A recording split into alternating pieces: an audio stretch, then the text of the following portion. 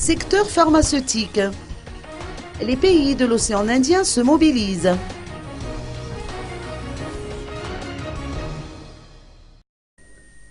À défaut d'une société de fabrication de médicaments installée à Madagascar, les médicaments vendus dans les pharmacies sont pour la plupart importés de Chine ou de l'Inde. Ainsi, pour éviter la circulation de faux médicaments, ceux-ci sont testés avant l'obtention d'une autorisation de mise sur le marché. La lutte contre les faux médicaments nécessite l'implication de différents secteurs, tels que le ministère de la Justice ou encore la commune, a expliqué Yvette Rakoutbé, directrice de l'Agence des médicaments de Madagascar.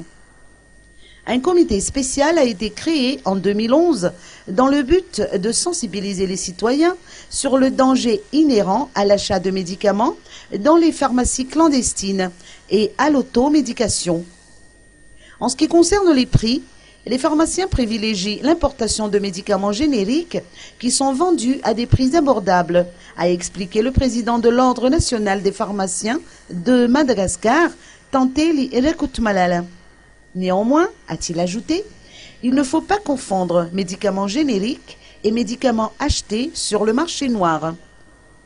La Fédération pharmaceutique de l'océan Indien organisera son 25e congrès le 31 octobre et le 1er novembre prochain à l'hôtel Carlton d'Annous. Tous les pharmaciens venus de Maurice, de la Réunion, des Seychelles, de Mayotte et les pharmaciens locaux sont invités à participer à ce congrès.